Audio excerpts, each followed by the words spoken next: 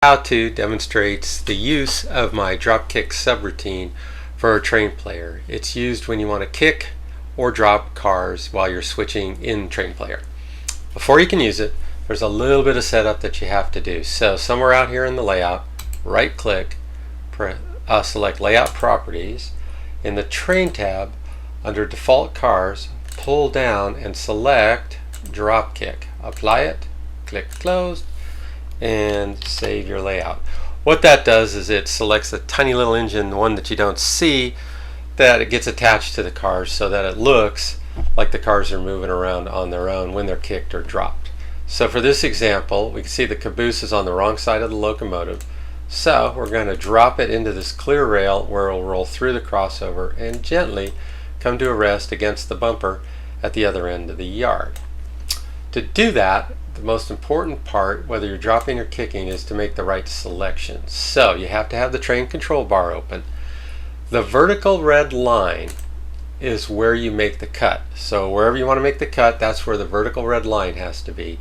And the horizontal red line has to be under the car that you're cutting or kicking or dropping. Whichever it is, the one that's going to get cut off in motion is the one that has to have the red bar under it. So that appears to be properly set up. We're in reverse, so we'll speed up a little bit. We'll go about 8, and then when you want to drop a car, press D, and we'll go. To get a little separation between the cars and engine, slow down, line that switch for the clear rail. The locomotive comes against the cut of cars. We reverse direction on it, wait for the caboose to clear, and pull the cut out onto the lead. This last car in the cut's not needed. It's going to stay behind in the yard, so we'll use a feature that's just part of train player. It's the cut, C for cut command. So again, the vertical bar is where you want to make the cut. I'll slow down a little bit here, press C for cut, and that car just gets left behind right here. We're going to kick this first car against our train in the outbound track. So to do that, it's the same deal. The vertical bar goes at the cut and the horizontal bar goes under the car that you're cutting off in motion. So we'll get this thing out over the switch, reverse direction, slow down, line the switch, and when you want to kick a car, press K.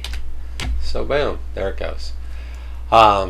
Now we're going to put 4 cars, we're going to kick 4 cars back into the yard track. So the vertical bar is at the cut, these 4 cars are getting kicked back, and the horizontal bar is under the car that's going to get cut off in motion. So we go, line the switch, and you know what, let's get down the lead a little bit. I'm going to speed it up a little bit, get them down the lead, and close enough, slow down, and kick. Boom, there they go. So those 4 cars are being returned to the yard track. We have 1 car that goes back against our train, so same deal. We select it so the vertical line is at the cut and the horizontal line is under the car that's being cut off in motion. Press G for go, get up to the switch a little bit, slow down, line the switch, and press K for kick. And off it goes into the outbound track. We have 1 more car we got to put back in the yard, so same deal, vertical at the cut, horizontal under the car that's being cut off. Go, line the switch, and kick it. And so there, just like that, we're done switching.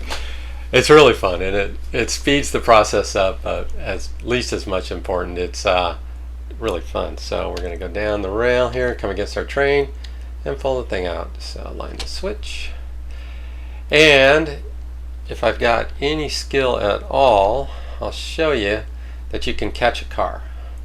Hopefully I'll be able to do this. It's not that easy, but it's kind of fun, kind of cool too.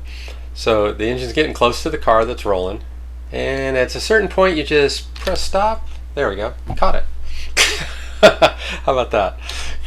So we'll come back against our train,